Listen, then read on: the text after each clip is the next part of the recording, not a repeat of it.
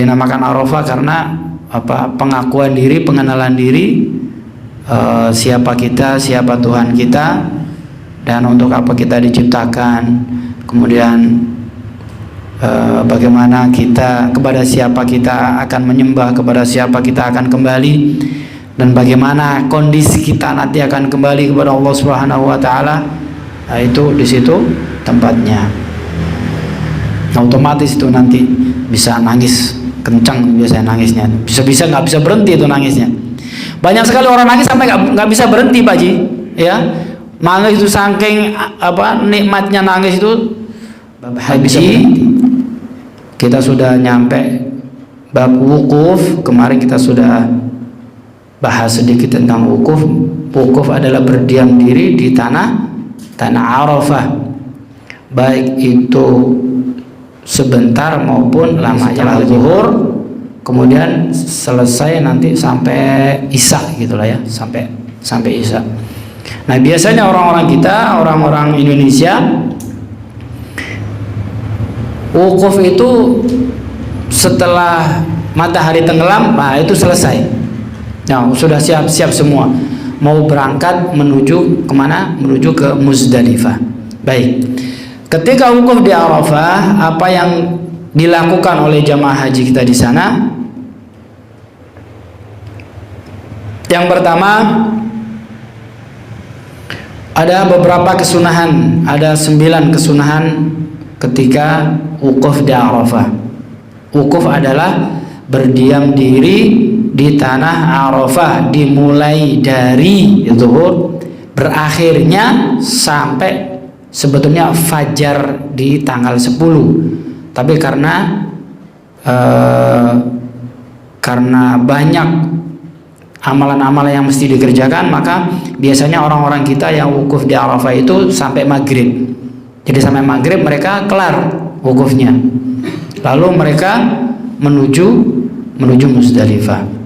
Nah, apa yang dilakukan dari jam 1 ya, setengah 1 sampai maghrib ini diantaranya. Yang pertama adalah al-ghuslu lil wukuf. Kesunahan yang pertama itu al-ghuslu lil wukuf, mandi ketika mau mandi. Yang dimaksud di sini mandi dibasahi mulai dari ujung rambut sampai ujung kaki, ya, itu namanya mandi wukuf. Yang kedua, dukhulu Arafata ba'da zawali, masuknya ke tanah Arafah itu ba'da zawal, setelah zuhur. Itu kesunahannya. Jadi bukan pagi atau malam. Di prakteknya jamaah kita, jamaah orang Indonesia, ke Arafahnya itu di tanggal 8. Jadi tanggal 8 sudah menuju ke Arafah. Kesunahannya adalah masuk Arafahnya itu setelah zuhur, sebagaimana baginda Muhammad SAW. Kesunahan yang ketiga, al-jam'u bainal asraini, al-zuhri wal asri taqdiman. Kesunahan yang ketiga ketika wukuf adalah menjamak 2 solat, solat zuhur dan solat asar, jamak dan qasar. Jamak dan qasar. Jadi sholat duhur dan sholat asar, sholatnya jamak dan qasar. Duhur 2 rakaat, asar juga 2 rakaat, dan jamaknya jamak takdim, berarti dilaksanakan di waktu duhur. Biasanya itu ada khutbah, namanya khutbah Arafah, ya. Jadi sebelum sholat duhur dan asar itu khutbah dulu, khutbah Arafah. Khutbahnya ada yang 2 kali, ada yang sekali. Jadi khutbah, kemudian duduk, kemudian berdiri lagi, khutbah lagi, itu namanya 2 khutbah. Ada juga cuma sekali, ya, khutbah sekali sudah selesai, habis itu kemudian sholat duhur. Sholat duhurnya adzannya 1 kali, iqamahnya 2 kali. Adzan pertama adzan duhur, kemudian qomat. Qomatnya ini untuk sholat duhur. Sholat duhurnya 2 rakaat qasar, ya. Kemudian selesai salam, qomat lagi. Jadi qomatnya 2 kali. Sholat asar, sholat asarnya pun ini berarti jamak takdim qasar. Jadi sholat asar yang ditaruh di sholat di waktu zuhur dan dilaksanakan hanya 2 rakaat.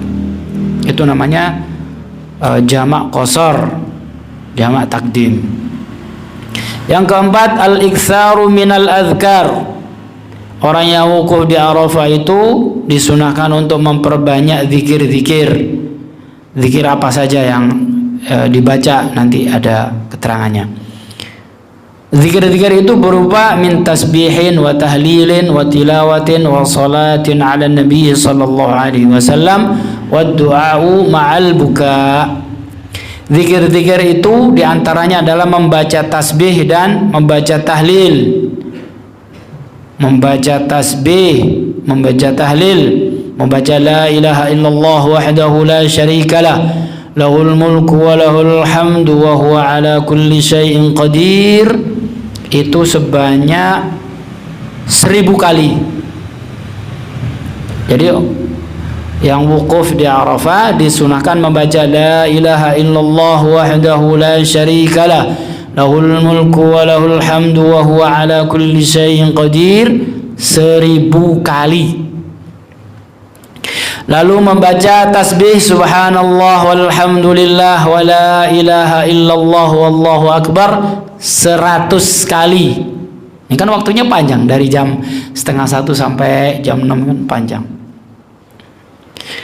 Lalu membaca tilawahnya, membaca suratnya, wa ulaha surah al-hasyr wa qira'atu suratil ikhlas 1000 marrah. Membaca surat hasyr, kemudian membaca surat al-ikhlas 1000 kali, wal fatihati 100 marrah, dan membaca surat al-fatihah 100 kali. Itu zikir-zikirnya. Disunahkan untuk membaca itu. Boleh nggak membaca yang lain? Boleh, boleh. Ini biar tertata rapi, biar nggak lalai. Karena ada saja nanti di sana itu orang yang tergoda di tengah-tengah wukuf di Arafah, minggir sama temennya ngobrol. Kalau ngobrol biasanya ngambil apa Pak Haji? Ngambil rokok. Kalau ngambil rokok pasti nyeduh kopi. Lupa dia wukuf di Arafah haji dengan biaya yang mahal dan jauh. Di sana waktu wukuf ternyata ngopi dan merokok. Sayang sekali ya, itu biar sibuk dengan zikir gitu, maksudnya untuk membaca ini semua. Jauh-jauh ngopi di sini aja Pak Ji ya, nggak usah jauh-jauh ya. Condet aja udah. Di Tanjungan juga banyak gitu ya. Itu. Jadi yang dibaca itu ya. Kemudian kesunahannya juga wasolatin ala Nabi sallallahu alaihi wasallam, membaca solawat kepada baginda Nabi Muhammad sallallahu alaihi wasallam 100 kali. Baca solawat 100 kali. Solawat yang utama, yang paling utama itu solawat Ibrahimiyah. Salawat Ibrahimiyah bunyinya Allahumma salli ala sayyidina Muhammad wa ala ali sayyidina Muhammad kama sallaita ala sayyidina Ibrahim wa ala ali sayyidina Ibrahim innaka hamidum majid. Itu dibaca 100 kali. Kemudian apalagi? Wad du'a'u ma'al buka. Kemudian berdoa sambil menangis. Kalau nggak bisa nangis, ya ditangis-tangisin, dipaksa untuk menangis. Ingat apa kayak gitu, ya, ingat apa gitu. Pura-pura nangis. Nanti di sana udah lihat orang nangis, semua nangis udah ikut, udah otomatis sudah. Di sana itu kalau lihat temennya nangis, semua nangis udah otomatis sudah nangis.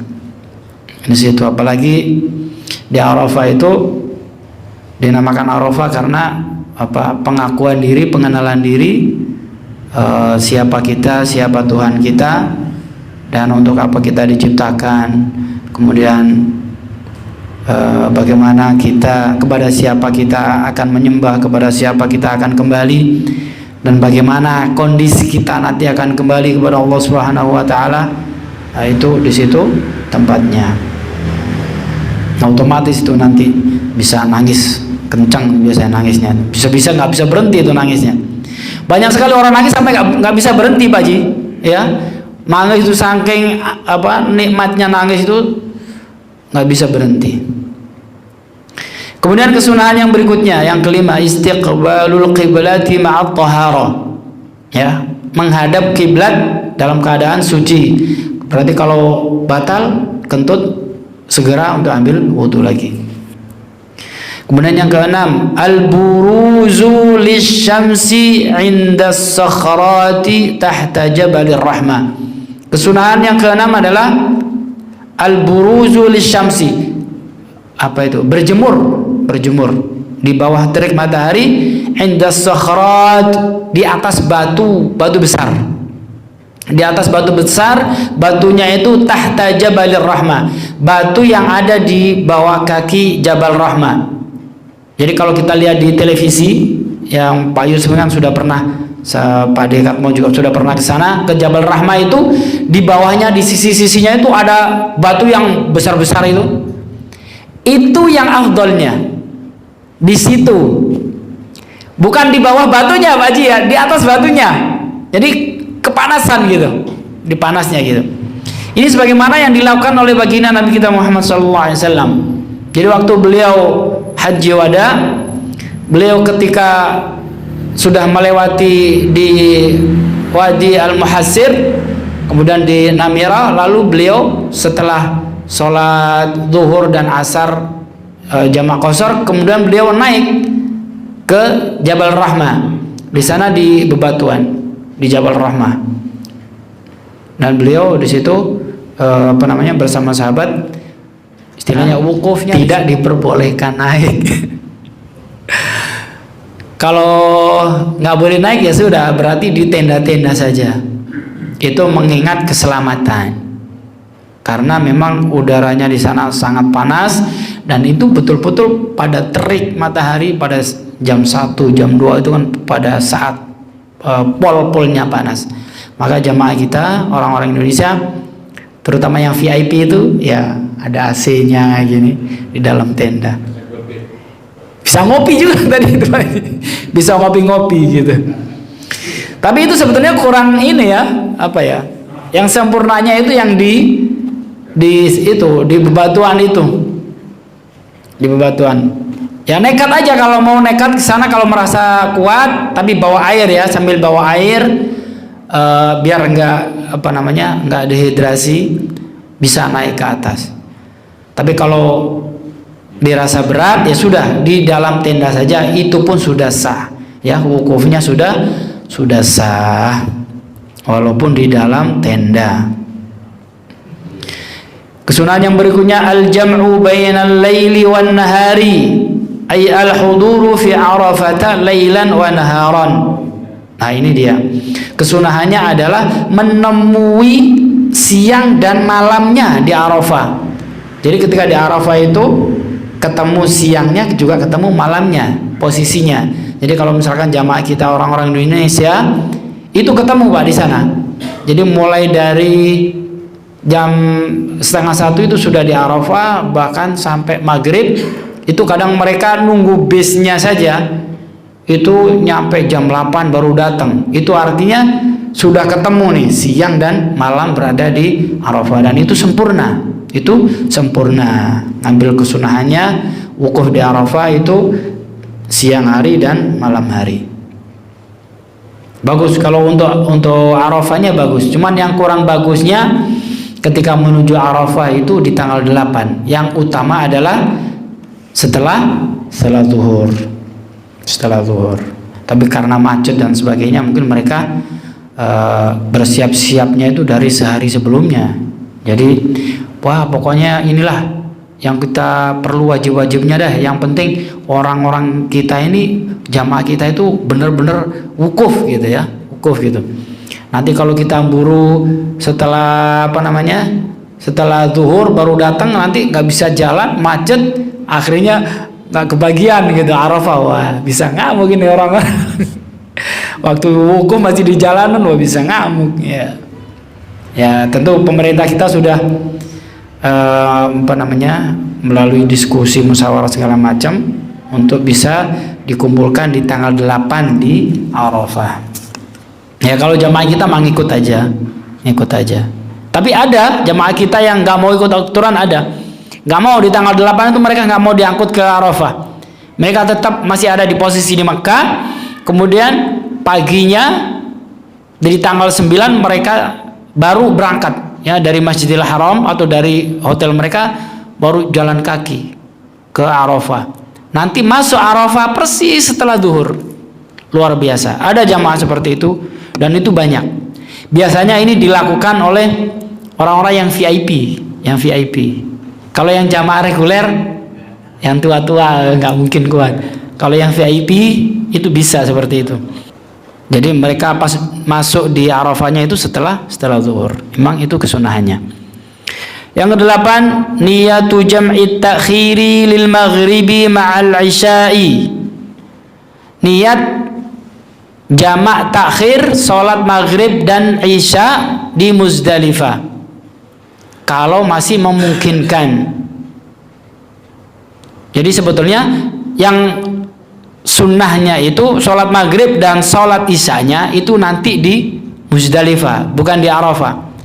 Tapi sekali lagi karena kondisi maghrib nih, jamaah kita maghrib kan masih ada di Arafah, daripada bengong nggak ngapa-ngapain, akhirnya mereka sholat maghrib dan sholat isya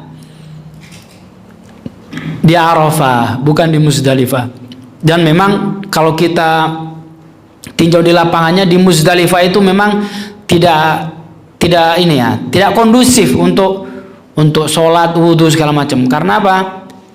Muzdalifah ini tempatnya fasilitasnya kurang, terutama air. Ya kalau di kita di Muzdalifah ini kan ibarat terminal. Jadi terminal yang menghubungkan antara Arafah dan Mina, di tengah-tengahnya ada Muzdalifah. Tujuannya dari Arafah ke Muzdalifah ke Mina. Nah, terminalnya bermalam di sini di Muzdalifah. Nah, ketika di Muzdalifah ini pemerintah Arab Saudi perlu membenahi sebetulnya, karena ya cuma sedikit fasilitas untuk wudhu, untuk untuk minum segala macam itu masih kurang. Lain kalau di Arafah itu full, fasilitas banyak. Di Mina juga fasilitas banyak. Ya karena mungkin di Muzdalifah itu bukan prioritas, karena hanya cuman lalu lalang ya, Baik, yang kedua, ini karena kita sudah perjalannya di Muzdalifah. Nah, di Muzdalifah itu harus menginap. Tujuannya ke Muzdalifah, dari Arafah ke Muzdalifah itu menginap. Nah, ini wajib, namanya wajib haji. Bagi mereka yang berhalangan tidak sanggup untuk nginap di Muzdalifah, itu diperbolehkan, tapi ada dendanya. Satu kambing. Baik, kita sekarang sudah selesai di Arafah, kemudian kita berlanjut ke Muzdalifah. Sudah isya belum? Sudah. Berarti kita bermalam di Muzdalifah ini ya. Insya Allah minggu depan kita akan jelaskan di Muzdalifah. Muzdalifah itu merupakan lembah yang kurang lebih berapa hektar gitu, kalau nggak salah. Dan di situ semua jamaah haji harus menginap. Nanti aturan menginapnya seperti apa, seminimalnya kayak apa yang dilakukan nanti, apa saja yang dilakukan di Muzdalifah, insya Allah minggu depan. Ya nanti pulang. Nanti belanja juga Pak, dia belum belanja nanti.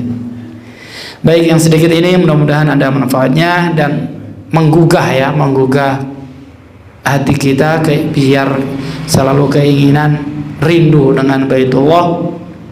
Dan mudah-mudahan walaupun hanya sekedar niat ya, barangkali mungkin kita dalam hidup kita, dalam seumur hidup kita mungkin tidak ada kesempatan untuk haji, tapi kita minimal ada keinginan kuat, kemudian kita sudah punya ilmunya. Insya Allah dengan keinginan itu ya, niat yang baik itu dicatat oleh Allah Subhanahu wa ta'ala. Amin Allahumma amin. Syukur-syukur kita nanti diberikan kesempatan oleh Allah Subhanahu wa ta'ala bisa haji bersama-sama. Amin Allahumma amin. Bismillahirrahmanirrahim. Allahumma salli ala sayyidina Muhammad wa ala ali sayyidina Muhammad. Alhamdulillah rabbil alamin. Allahumma anfa'na bima 'allamtana wa 'allimna ma yanfa'una warzuqna 'ilman yanfa'una. Da'wahum fiha subhanakallahumma wa tahiyyatuhum fiha salam. Wa akhiru da'wahum alhamdulillahi rabbil alamin. Wassalamu alaikum warahmatullahi wabarakatuh.